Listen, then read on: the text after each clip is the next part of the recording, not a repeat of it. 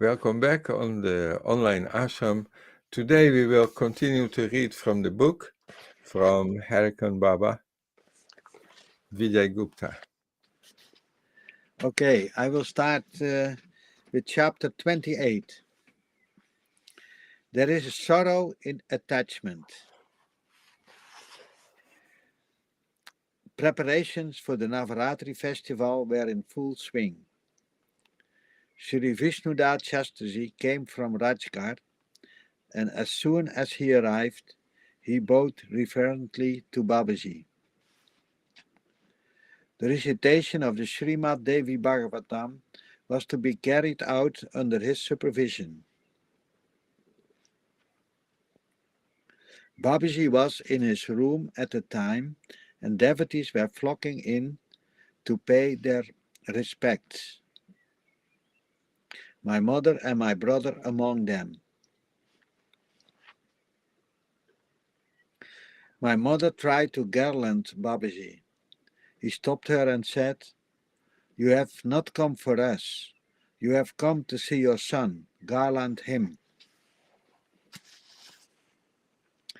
I was standing right next to him, and I could see the tears in her eyes.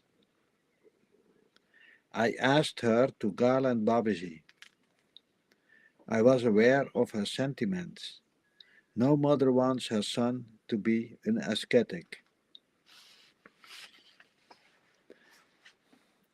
That evening, Babaji came to the ashram grounds and sat down. An asan was being made for Shastriji to sit on while reciting the Srimad Devi Bhagavatam Katha. There was a joyous air all around. At 9 p.m., Babaji returned to his room and lay down. I started pressing his feet.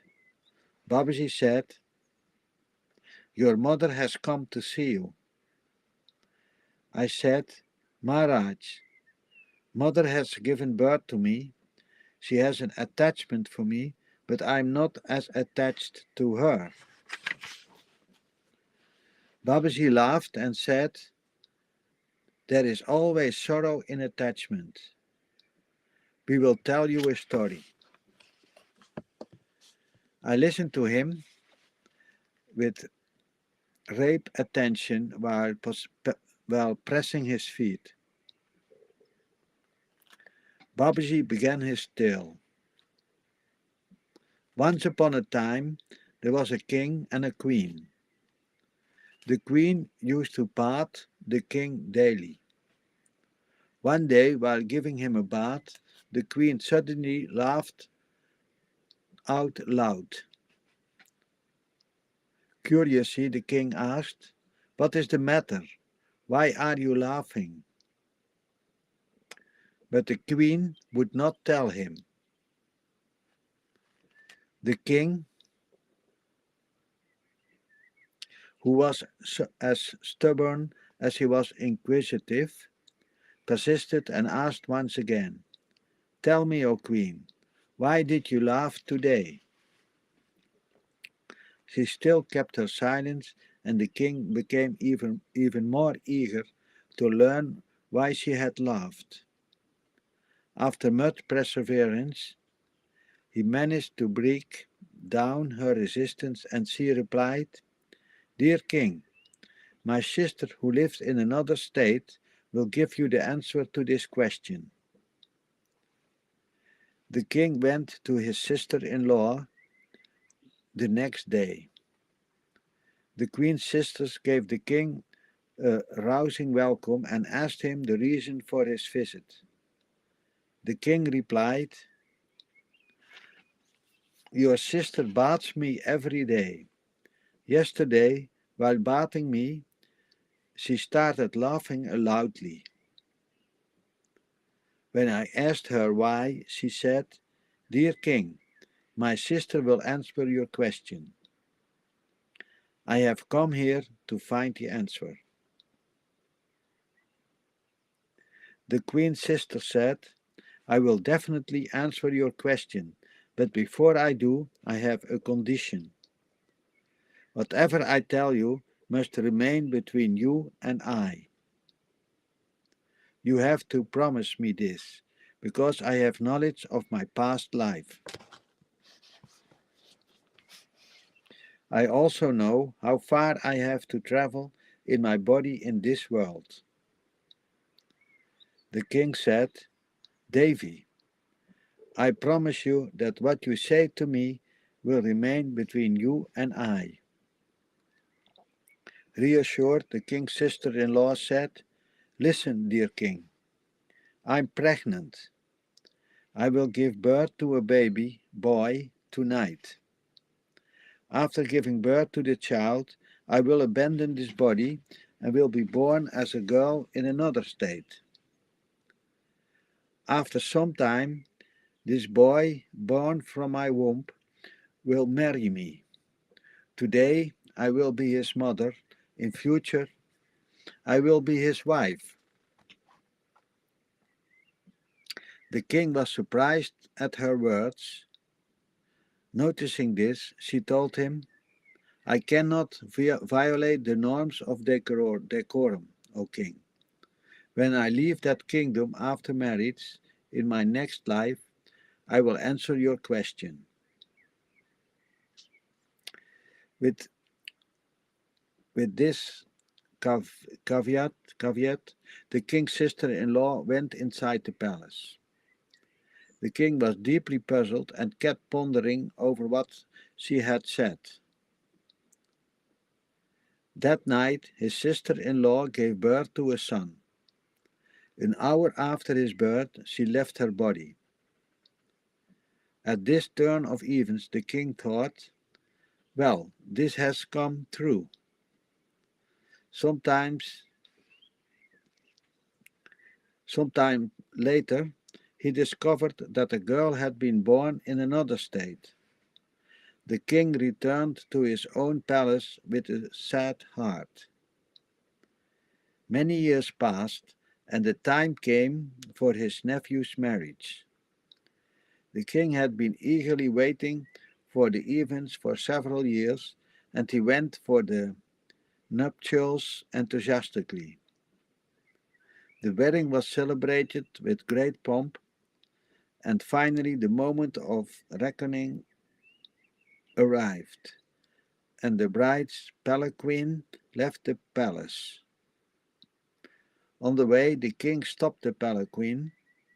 Do you recognize me? He asked the princess.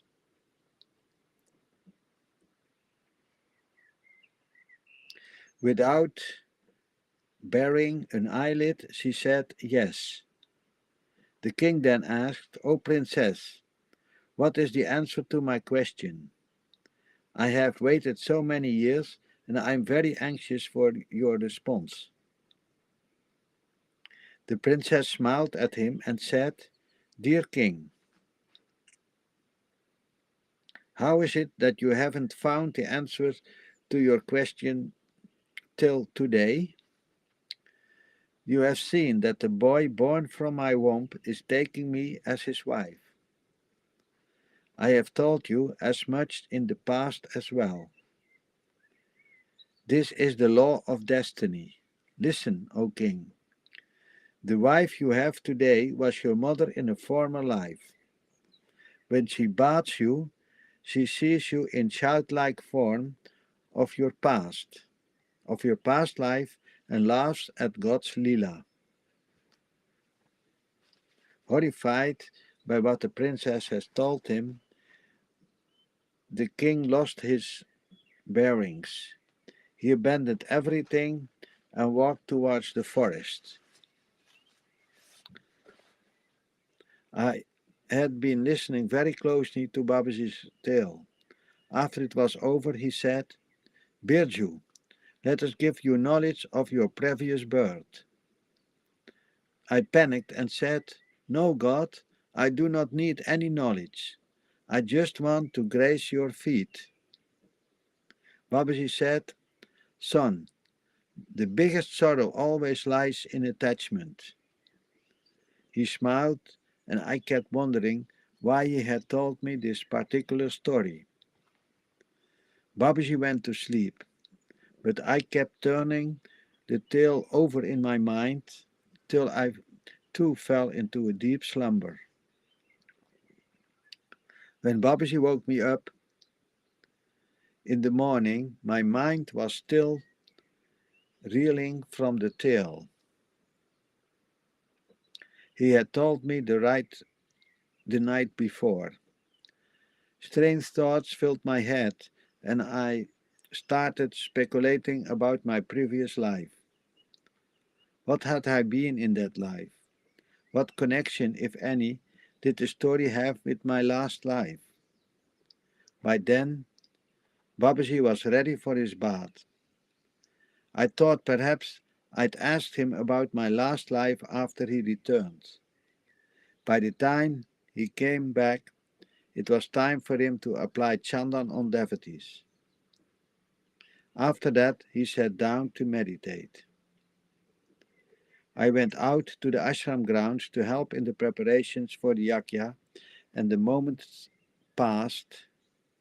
My questions remained unasked. This was chapter 28.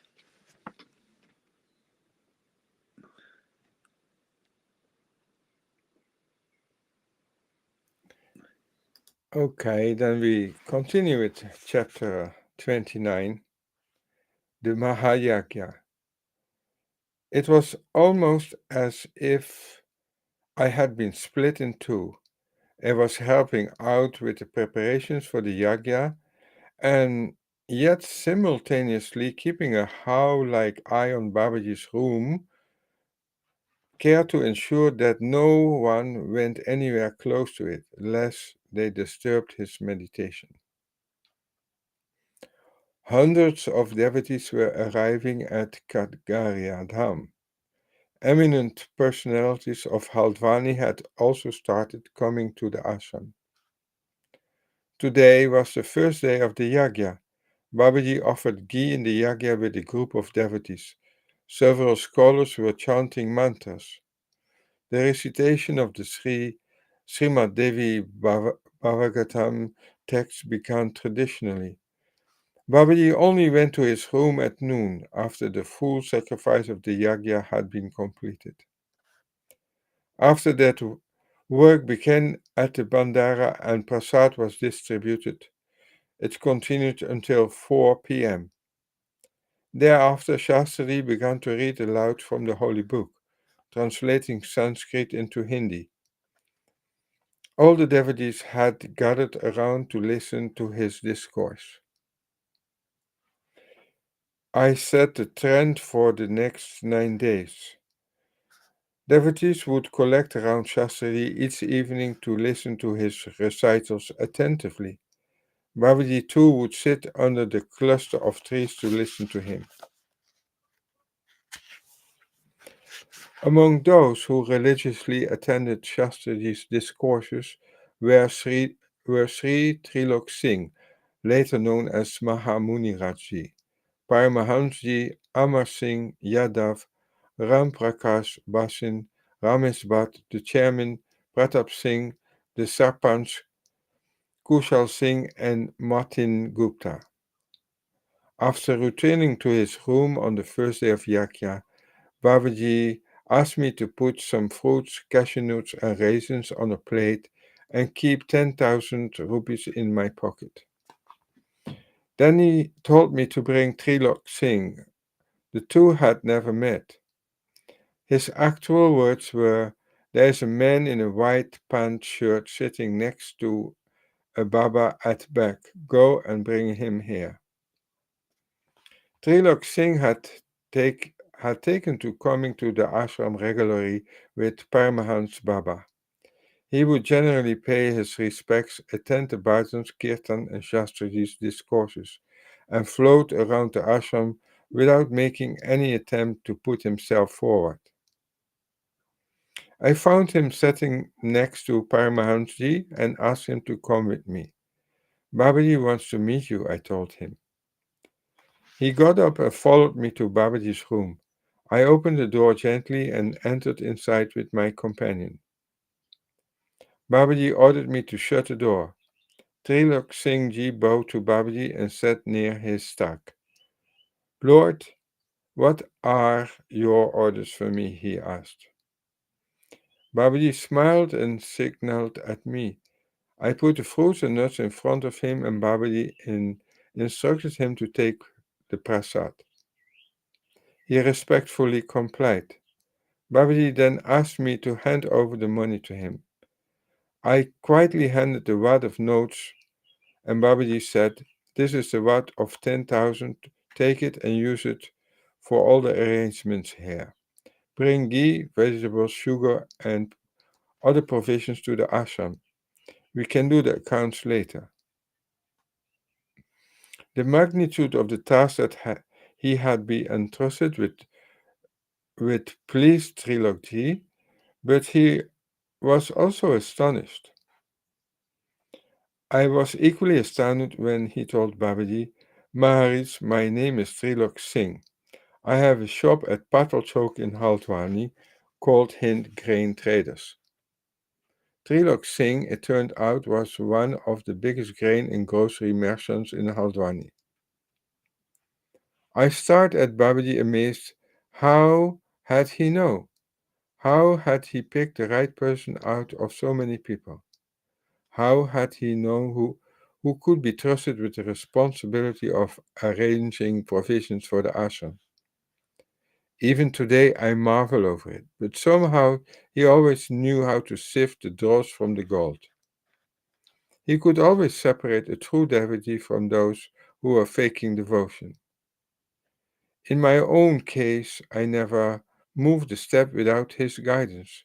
He steered me in the direction he thought best for me and kept telling me what to do from time to time.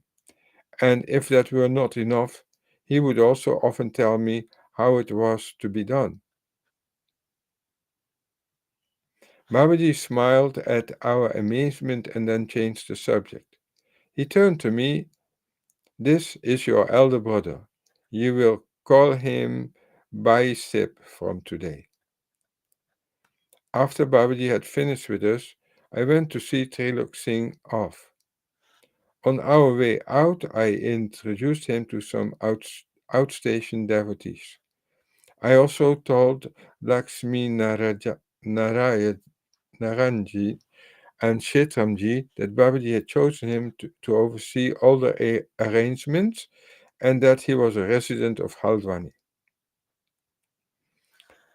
Trilok Singh Ji went back to Haldwani and I went back to Babaji's room.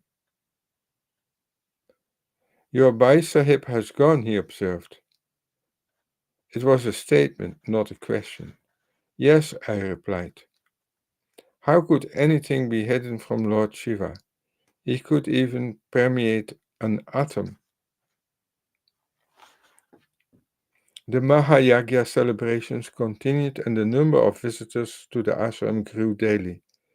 The tale of Hedikan's Babaji's appearance had now exploded all over Kumaon region. At that time, there were two more saints in the area. One was Nantin Maharaj and the other was Neem Karoli Baba. Nantin Baba used to wander from place to place in the mountains. Many of his disciples lived around Haldwani and were mostly prosperous. Many of them came to Kadgarya Ashram to see Babaji. They had apparently asked Nantin Maharaj whether the sage who had come to Kadgarya was Harikan Babe. He had smiled and avoided a direct reply. He, however, directed them to come to Babaji for darshan. Neem Karoli Baba had an ashram in Kanchidam near Bovali. He was a worshipper of Hanumanji. During the Mahayagya, the Kadgarya ashram priest Panchi brought several people to Babaji, among them an old woman accompanied by a man.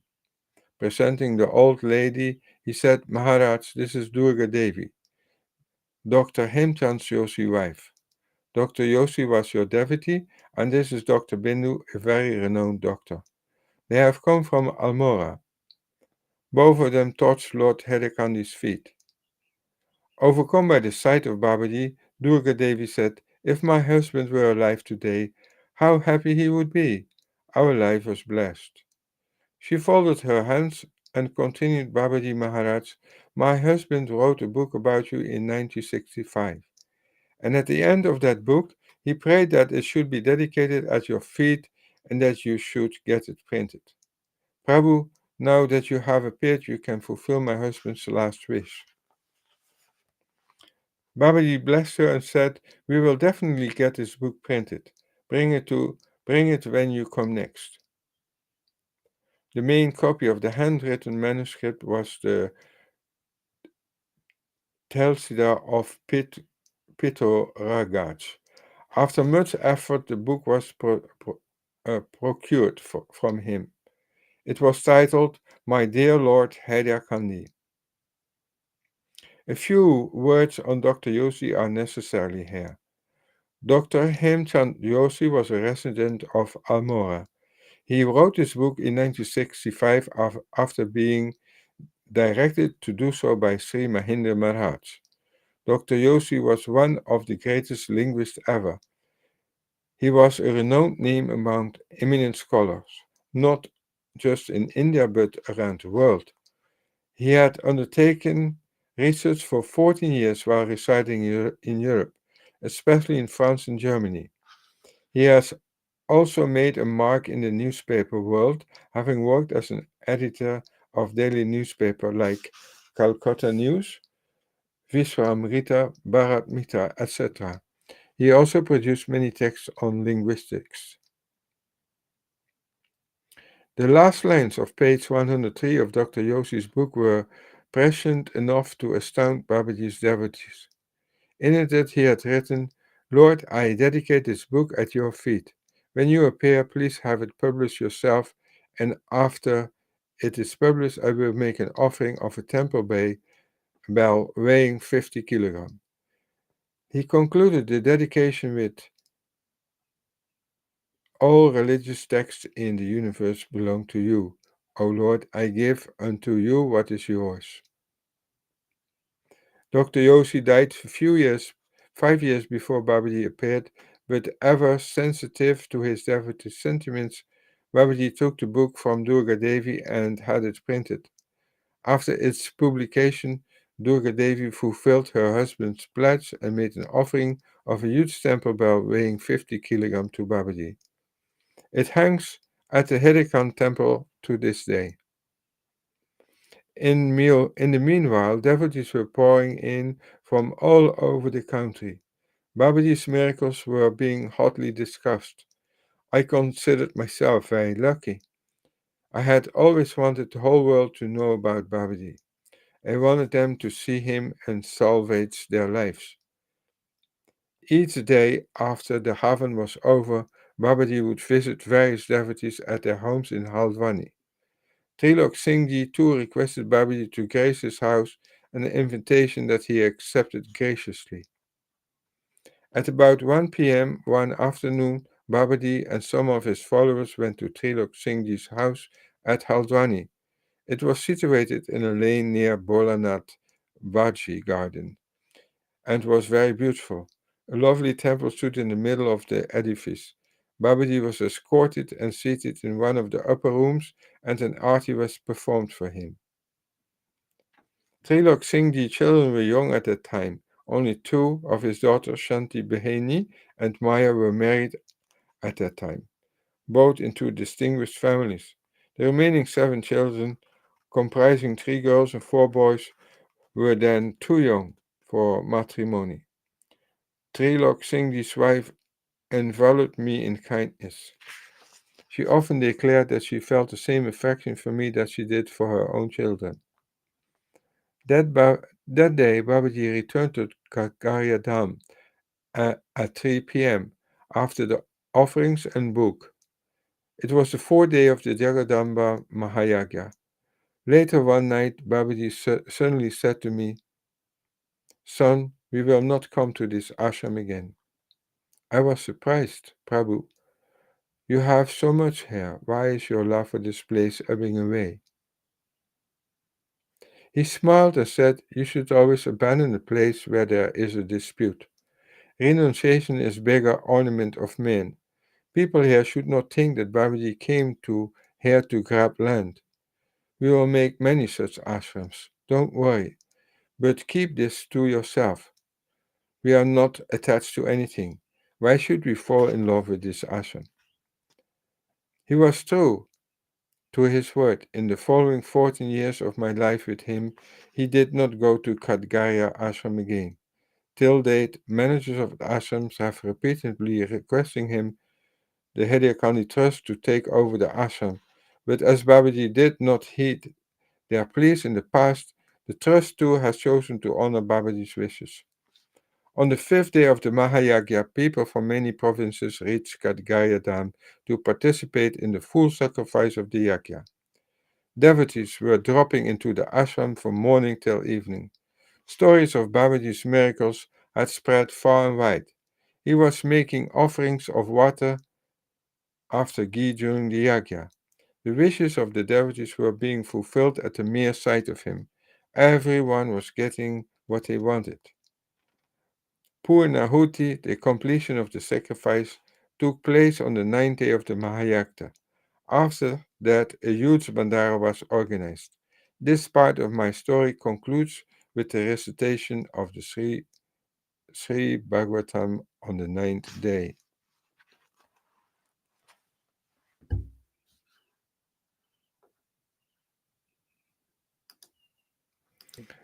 I think we will stop Nice. here the reading of Yes. the book and invite our guests for the next time. Please stay on for